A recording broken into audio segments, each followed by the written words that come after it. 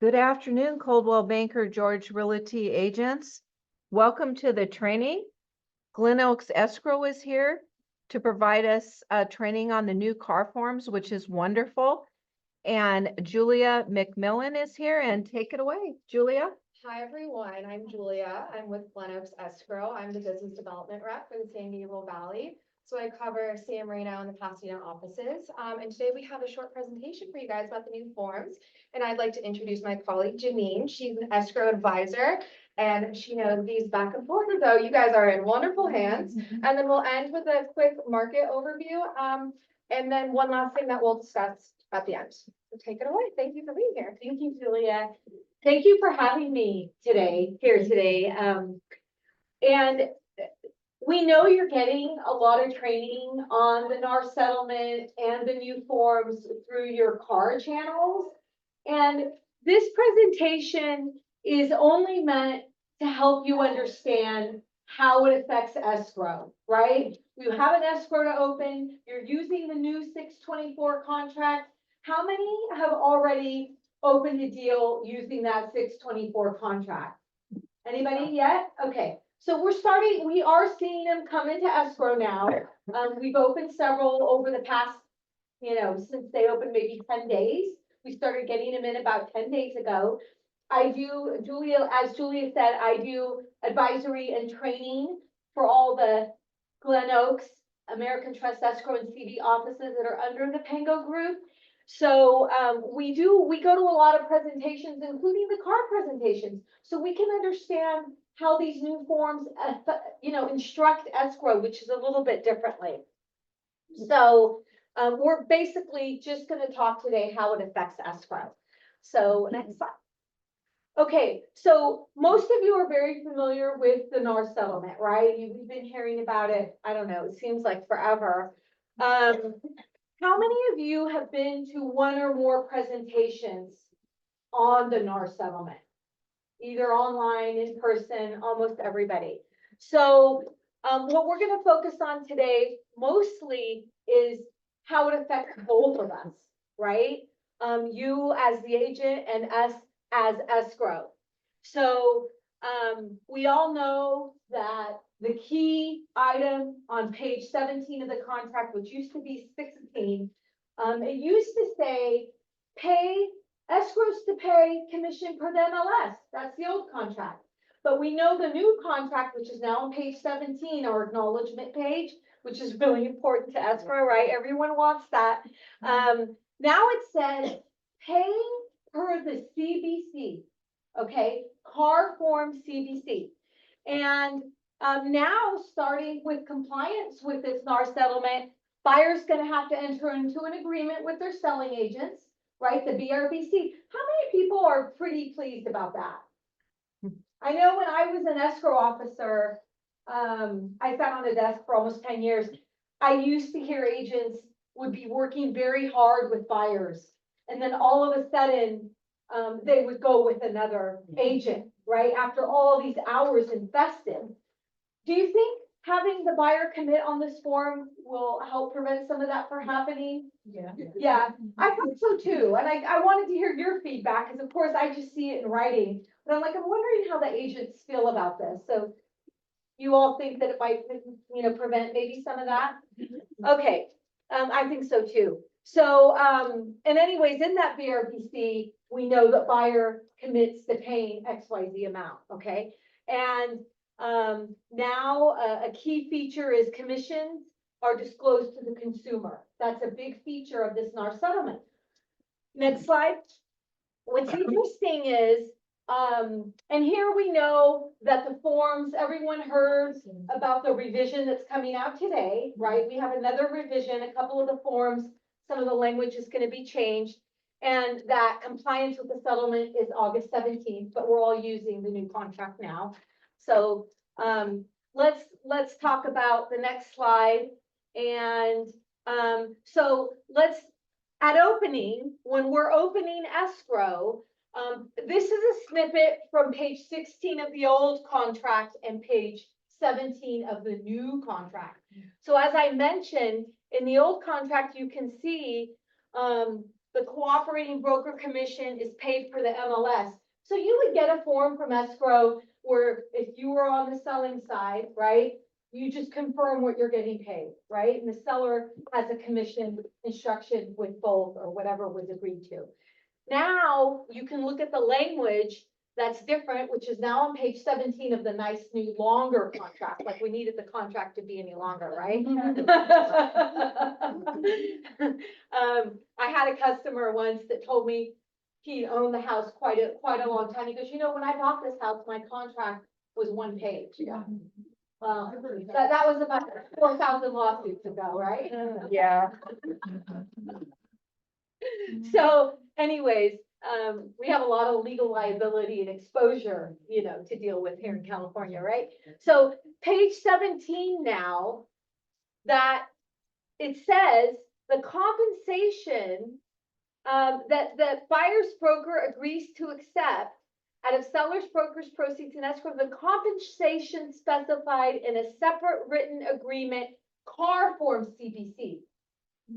Okay, so at opening of escrow, in addition to the contract and all the checked addenda on page 4 and all that, escrow is going to need the CBC. Okay, and that's not August 17, it's on all June 24 contracts. So if the new contract is used, if that June 2024 contract is used, escrow is going to need the CBC because we're instructed on page 17 to pay per the CBC.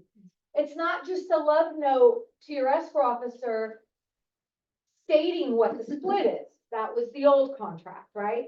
So if you do have a deal pending on the old contract and you are going to submit that old contract and, you know, to open escrow, sure, you can just do what you always done and write your little love note, 2.5 aside or 2 and 1, whatever it is. But if we're using the 6/24 contract, do submit the fully executed CBC with the contract so your commission instructions are not delayed, right? And that's what we're asking for, is we are asking all our listing agents, because the listing agent still, it's paid according to this agreement, it's paid out of the listing, you know. So we are asking all our listing agents to please submit the CBC. And if you're on the selling side, you can ask for that CBC, right? Send me the CBC, because the selling and the listing agent sign it. And the CBC, next slide, you can see the cooperating broker compensation agreement. It's an escrow instruction, right? And next, I think it will pop up. Yeah. So it is a specific escrow instruction, and there's also paragraphs on the document that instruct us as escrow holder. So it's important to have it. And in addition to that, it will eliminate any disagreements or confusions about commission. How many people have been on the selling side and you end up getting a commission confirmation or an instruction that's different than what was in the MLS? Has that ever happened to you on a deal? Probably, right? This way, this form gets signed by both selling and listing broker before escrow even opens, right? It's part of the deal now. So hopefully, fingers crossed, it will prevent some of that confusion and miscommunication, because escrow is not relying on a one-sided email from the listing side to draw our commission instruction. Question? In the new forms, then, when that is confirmed by the CBC, is that irrevocable, or can the commission, if the parties agree, can the commission thing change? Or Yeah, not well, usually? that's a good question. So, of course, this is a question for Car Legal, and I can tell you, you know, this is my 23rd year in escrow. I'm sure many of you have some of you have many years of experience, and you all know that as irrevocable and as nice as that sounds, it's not reality, right? Commission can change. It just can. Of course, there's language in this document. If you read the document, there's language in the document that says any changes require agreement from both brokers, okay? So, I don't know, I think the word irrevocable is falling out of favor because the courts don't like to enforce it. So I don't know that that particular word is used, but it does say both brokers need to be in agreement if there are changes. And I'll tell you, in the first 10 days of the new contract, I'll give you some feedback that we've heard from agents. So we'll ask for this, because I'm not ashamed to say I've been to probably about 7 presentations on this NAR settlement, because I train almost 200 escrow practitioners, right? I need to know so they can know and they can be prepared for these new forms you're giving us, right?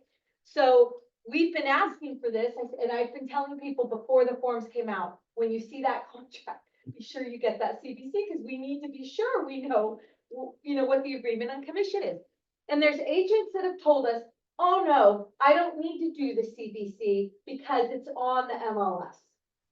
Okay, because we don't have to mess with any of that until August 17th. That's what a couple have said. I said, well, that would be okay if you're gonna use the old contract until August 17th. But if you're gonna use the June 24th contract, we need to follow the June 24th terms. Remember that the contract is the rule book to the transaction, okay? And everything in real estate must be in writing. We all know that, right? So escrow looks at that contract like the Bible to the transaction, right? We need to be sure that all the terms that were agreed to between the buyer and the seller, and the brokers as it relates to commission are met. And this is the term, commissions to be paid. It doesn't say on transactions after August 17th. It says commissions to be paid for the CBC. And section 3A of that CBC says this was in the MLS. Check the box. It was in the MLS, right? There's the CBC, oddly to me, did not get updated, which I find a little odd. But CBC is a form that's been around since, I think the last update was in 2021. I think it's 6 of 21. So if you look at this form in its entirety and go to section 3, it says, if you check the box, this was in the MLS. So you can still use this form as very usable for all those transactions you're dealing with right now that are where the commission is listed in the MLS. So this form is very adaptable for this transition period, okay? Some agents are confused about that. So that is some of the confusion we're hearing. And then when I give them a screenshot of their, again, some can say we're overstepping our role. I'm not. Certainly paralegal can help you as to the use of the forms and negotiating, using these new forms. I'm only here to present to you what escrow is going to need, what we're going to ask for, and what you should be expecting if you're on the selling side, wanting that agreement. So escrow's crystal clear on how to draw those instructions. So this is the CBC on all 624 contracts will be needed to open escrow. And it defines how the selling agent, it's an agreement on how the selling broker's commission gets paid. Okay, any more questions on the CBC? Yeah. Just to be clear, the buyer has to provide that to the seller, right? The listing agent to the selling agent. The listing agent, if you read the form, it talks about the commission it's done, because the form's so old, it's really a listing agent form. The way it reads is, and if we go back to page 17 of the contract, page 17 of the contract still says from listing brokers proceeds, okay? The listing agreement still has options for the seller to pay the selling agent, right? So the CBC correlates with that.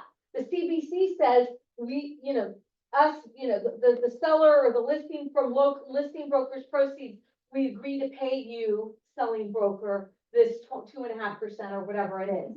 So I am training, you ask the listing broker for the fully executed form. So it is, if you read it, the listing broker creates it and tells the selling agent what they're paying them, Thank you. is how it was, how the form reads. But to us, I don't care who generates it, we need the fully executed form. So and we like, as you know, we like to get your escrow, your commission instructions out with the copy of the escrow instructions within 1 day of the deposit being received. So it's urgent to us. It's urgent that CBC, we don't want to hold up commission. The worst thing you can do in escrow is have a deal moving along and commission has not been agreed to. That's a red flag to us, right? So we want it with the contract. Question? Yes. If I put an offer, I have to be careful at this day, what contract, what RPA I use. Yeah. If there is the from 624, Mm-hmm. so we're gonna need the agreement, The CBC, yeah. CDC. But if you use the old contract, no. No, but you could argue, I mean, and you could talk to your broker and your manager about that. It could be argued as a selling agent, you might want the CBC because it says what you're getting paid and it's an agreement, right? And there's no question about it. So you probably want, I mean, you can talk to your broker on what they advise, And but yes, you're correct. Question? but that, so that is not at 624, not really at 816.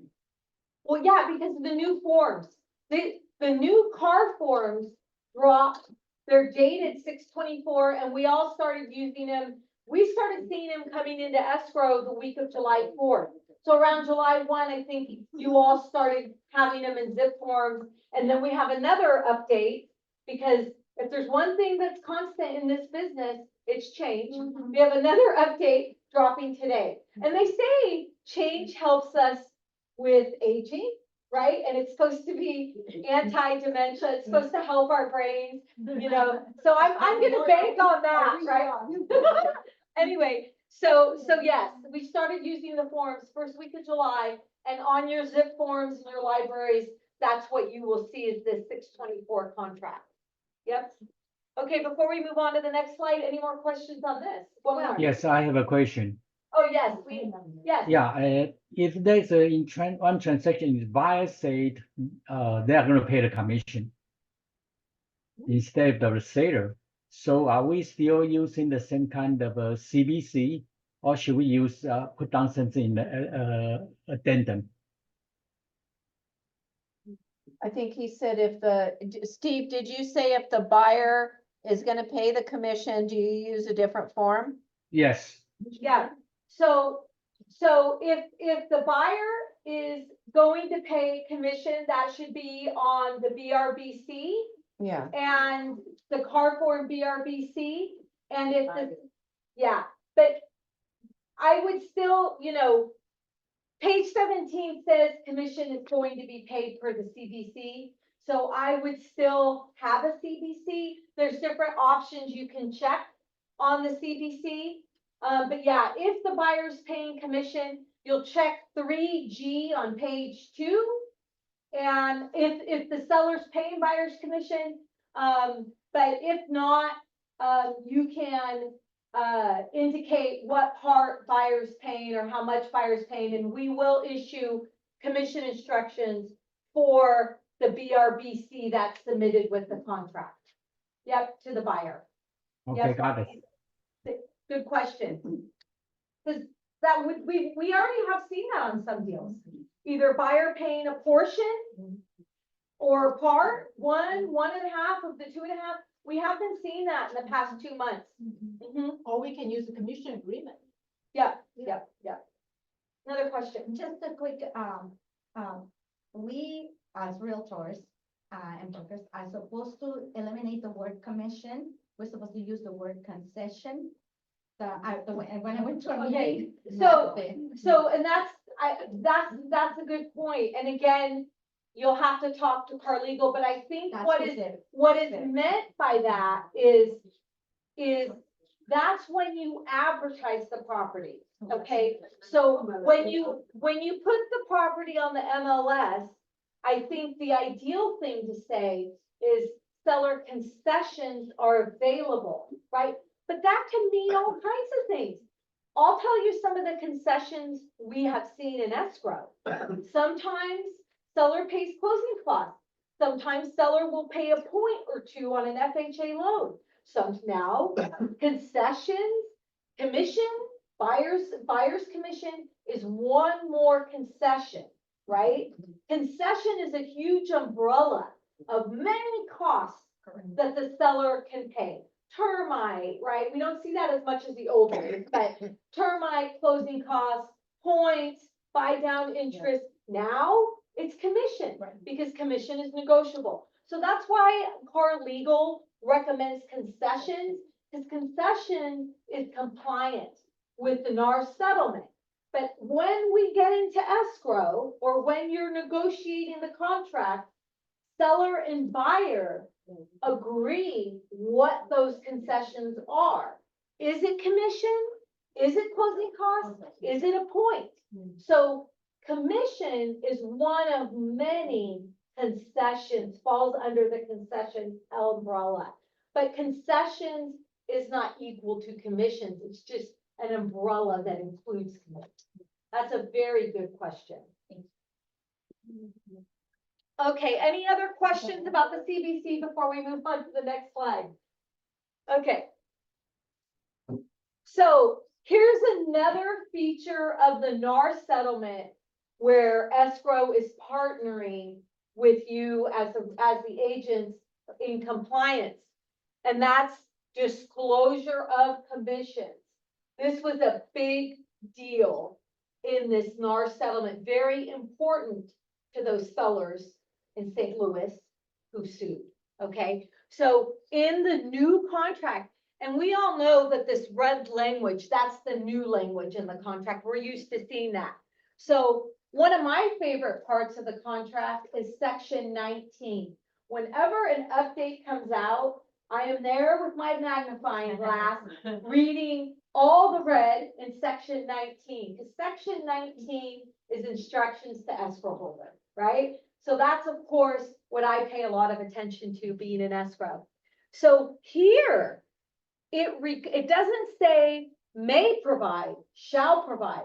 Escrow shall provide to buyer and seller, either jointly or separately, a closing statement or other written documentation showing the amount of compensation paid to respectively buyer's broker and seller's broker. We've never had this requirement before. Now, many of you know who've seen a CD that it is a TRID requirement, has been since 2015, to disclose the commissions on the CD that the buyer gets from the lender. Now, that's not our document, though. The lender discloses that, right? So the lender has duties to disclose commission on both sides to the buyer through that CD document. It's always on the CD the buyer gets. Has been since 15. So when we have conventional loans, our job is done. Because if it's on a closing document such as a CD and it comes to escrow, we're done. Okay, so I'm not worried about that. But of course, and if seller's paying commission, we shoot out an instruction. So our job is done as well, because you know, that's taken care of. Where we are going to need to do more work is in changing a little bit of our process is when we have hard money loans or cash buyers, right, who won't get a CD. You will see the commission instructions as part of the buyer's closing package, right? Or their opening package or their signature package. They don't need to sign instructions when they're not paying commission, but we need to be sure the commission is disclosed. We have a duty in this settlement and per this contract to disclose that commission to each agent respectively. So we have to disclose what the selling broker's getting paid to the buyer, and we have to disclose what the listing broker's getting paid to the seller. whether the seller's paying it or not, whether the buyer's paying it or not. They each must know what their broker's getting paid, and we are now on the hook for disclosing it. And we were not before. Okay, and then I'll answer a question in a minute. And then here's where we're put on the hook to do it. And then here in that same section on page 17, here is where it puts you on the hook. Each broker agrees to disclose to their seller or buyer the amount in the CBC. So they want you to disclose the commission you're earning, and they want us to do it. I think they feel that if we do it and you do it, it's gonna get done. One of us, better to disclose it twice than not at all. Questions about this? So is this, where are you disclosing it? Is it on the closing statements or is it, are you foreseeing it as a separate form? It's not going to be a separate form. Okay, It will be a sharing of the commission, either the commission confirmation form, okay, or the commission instructions form. It doesn't require a signature because it's not an instruction. It's just, okay, we must disclose it. Now, I'm telling you the decision I made for my company. right, Okay, so again, different escrow companies may choose to interpret this differently. I'll tell you what was key for me in understanding this, is that word. The most important word there to me was respectively, right? Mhm. Respectively. To me, and I had to look it up because I'm just one of those semantic type of people. It's like, we need to be sure we're following our contract and the instructions. Respectively essentially means each their own. It does not mean that the buyer gets disclosed all the commission from both sides. It doesn't mean the seller gets disclosed all the commission both sides, unless of course they're paying it, right? So respectively, each their own. Not all escrow companies may pay attention to the meaning of that word. So you are your advocates for your clients. You, not me, you are responsible for compliance with this NAR settlement, right? Your members. I am very careful because it's important to us at Glen Oaks that we are good partners to you in compliance. We want you to know that you can come to us as a partner that has the knowledge and integrity to walk with you in compliance with this agreement. That's important to us. Any questions about this? My question is, if buyers pay buyer's agent commission, does escrow need to disclose to seller? No, No. respectively. That's what that word respectively means. Each their own. Confirm on that. Yeah. But just to Each make sure. their own. Now, it's interpretation, right? But the NAR settlement agreement, which I've read, are practice sections. If the NAR settlement agreement on page 27, that starts what we're supposed to do in practice. So I compared this language with the NAR settlement language and it correlates, okay? So I feel pretty confident that that's what's meant. And I cross-checked it with Merriam-Webster. And so that's respectively, each their own, right? Good question. Any other questions regarding escrow's duty to disclose commission? Yes. So this clarity, so if the buyer pays the buyer's agent the commission and don't have to disclose it to the seller, then it is needed. Correct. But then the CD, the closing documents are provided for both sides and the commission is in there. Then in that way, is that disclosed to the listing agent and seller? Yes. Well, technically speaking, the listing agent would not get the seller CD, but they can be copied on it. think so, but It's you not said that compliant. the new But, law is okay, both- so, no, it just says that we have a duty to disclose to each respectively.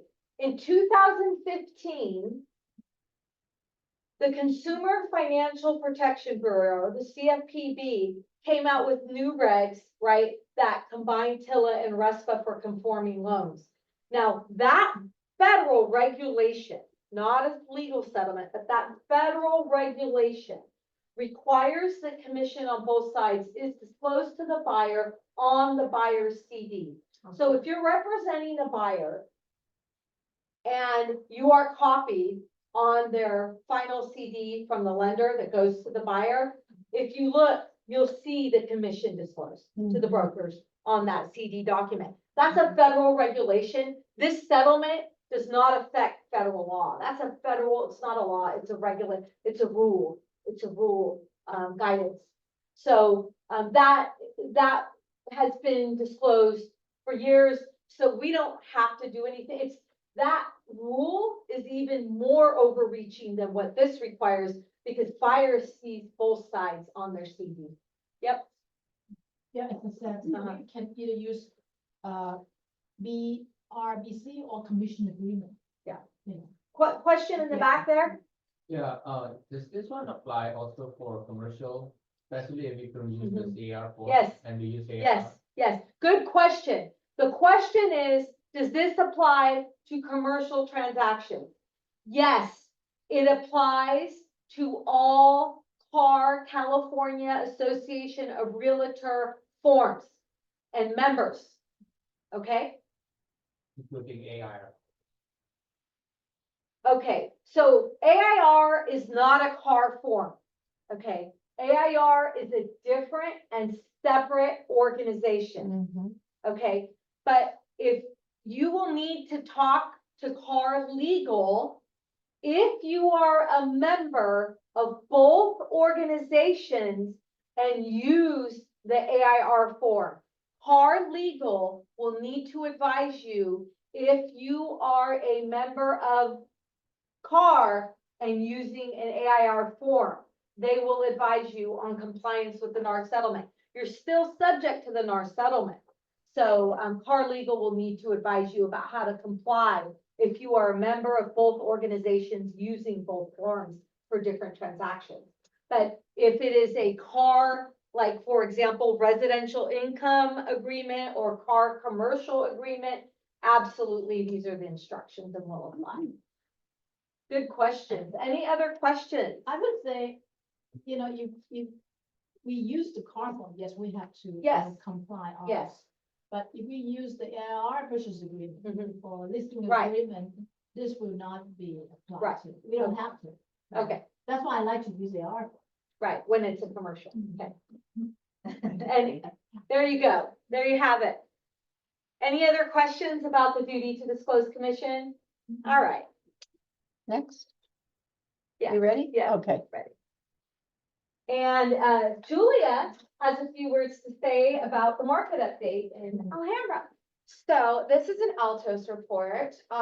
This is a report that shows all active data. So this is not looking at what was the market. This is looking at what is the market, which is very different from other reports. So this gets updated every week. They pull them on Fridays and they get them out by Sunday night. So it is very accurate. This is for Alhambra. So this little speedometer here gives you an idea if you're in a seller's market or a buyer's market. So you can see where we were last month versus today, pretty much the same. This is really helpful to share with any clients that want just an easy snapshot of what does the market look like. You can put these in listing presentations, you can give them out to buyers, you can have them at open houses.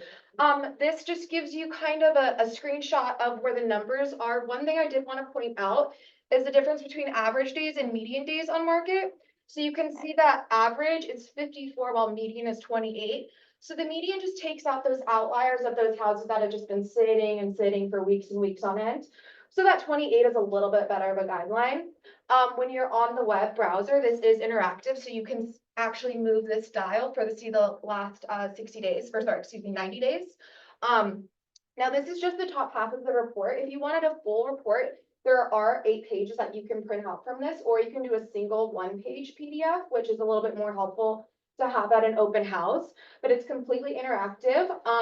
There's also a search bar at the top that's just been cut off, but you can use that search bar like you would use Google, and you could type in Santa Cruz, you could type in San Diego, you could type in anywhere and it'll show you what that looks like. So if you have a friend that says, I'm moving to San Francisco, what does the market look like? You can tell them right away. So if this is something that you're interested in, I send it out every Wednesday morning. You can pick any cities or zip codes. So you could do the whole city of Pasadena or 91101. So you can get specific or you can go broad. You can always change it. It can always be added. And like I said, you can use that search bar if you have a one-off where somebody goes, oh, I'm gonna go buy in Orange County, and that's not one of your regulars. You can just go and search Huntington Beach and you'll see what that market looks like. Like I said, this is just the top of it, but the whole thing is interactive, very easy to use. There's also a help icon that has video tutorials on how to use the report. I, for one, am a big fan of this, especially because it shows what's active, not what happened. Because this is what we want to show our current clients so that they have an idea of what they're getting into and how it looks. One thing to note is that if inventory is extremely low, numbers will get a little bit skewed just because the data is not there. They will give you a little announcement in red at the top that says warning, low inventory numbers may look different. Just keep that in mind.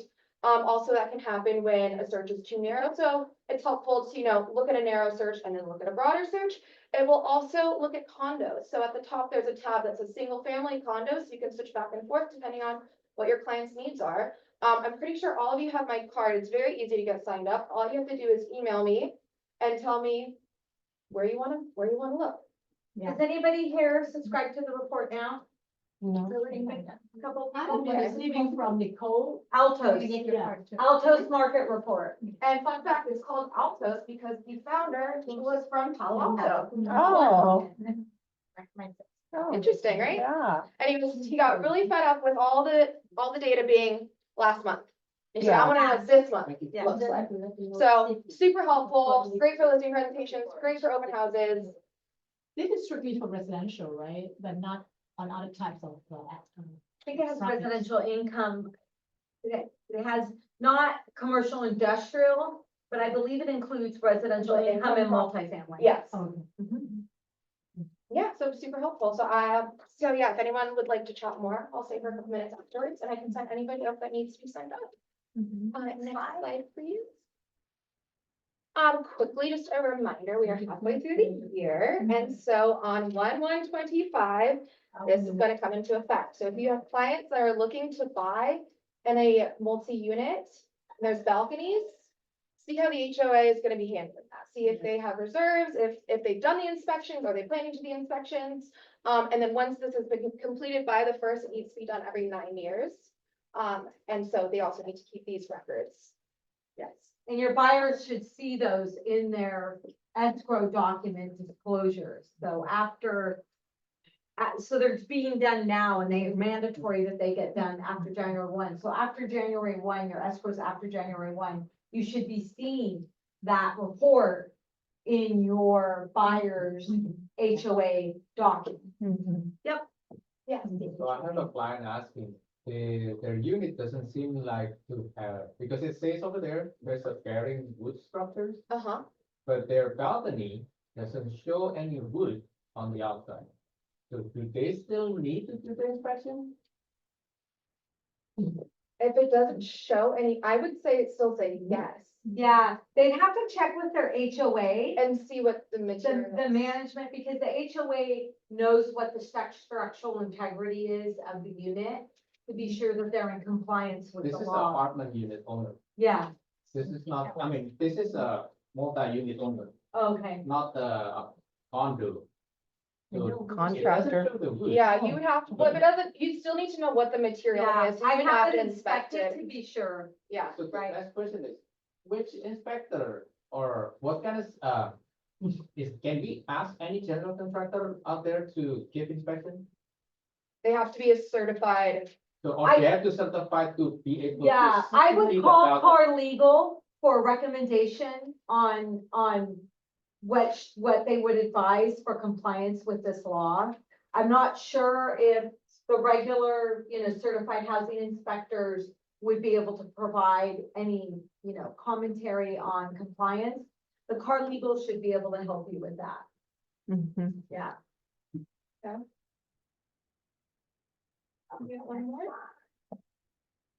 So, just keep us in mind, we are at Glen Oaks Escrow, especially our San Marino branch. We are international specialists there. So we have specialized training on FERPTAs. We also are one of the few escrow companies in the marketplace that hold, we have a special agreement where we're willing to hold IRS withholding for our foreign investors if they're working for an international tax specialist. We do IRS holds. We also speak 5 languages in our San Marino office. So we also communicate via WeChat and WhatsApp to international clients who don't prefer to communicate where landlines or time differences are a little bit more challenging. So we have a lot of experience dealing with those types of transactions. We also allow incoming and outgoing international wires. Okay, so we have a lot of tools under our umbrella to help our international investors. And you know that we do commercial, residential, and that we definitely can speak many languages, written and spoken, and we use a lot of different international apps to communicate with clients. So we definitely are here to serve you and help you when you have those challenges. What languages do they speak there? Cantonese, Mandarin, Spanish, Vietnamese, and English, of course. Yeah. and then if you wanted all of our, we got Italian, we got Right. American Sign Right. Language. In, I'm not Yeah. You can sign. and Are you serious? in our Glendale office also, we have, Korean, Arabic, Armenian. I think there's about 5 or 6 different languages in Glendale as well that they speak. We also have a bulk sales specialist in Beverly Hills that's fully bilingual in Korean and English. So if you have business or bulk sale needs with liquor stores or small businesses, we have a specialist in Beverly Hills who's bilingual who can handle that as well. So how many offices do you guys have? We have 12 right now, so we have the desert offices in Palm Springs and La Quinta, which is Coachella Valley CD Escrow. We have our Glen Oaks offices, and then we have American Trust Escrow in Torrance. And there's one more I'm missing. What is it? And we have Heritage, that's another 5, I think. So yeah, San Diego County, Orange County, Los Angeles County, and Riverside. Basically, if you're in Southern Right. California, we're there Yeah. too. Yep. Almost 200 practitioners total doing escrow. Yeah. Thank you. So we're here to help you. Thank you for having us today. Yes. Thank Stick you. around a little bit for any questions.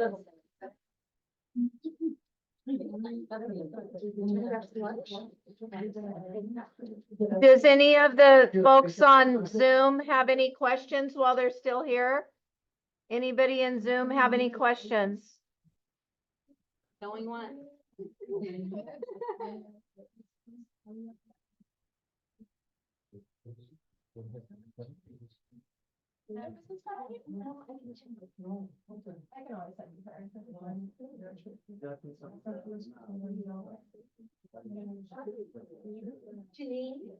Janine, Aaron,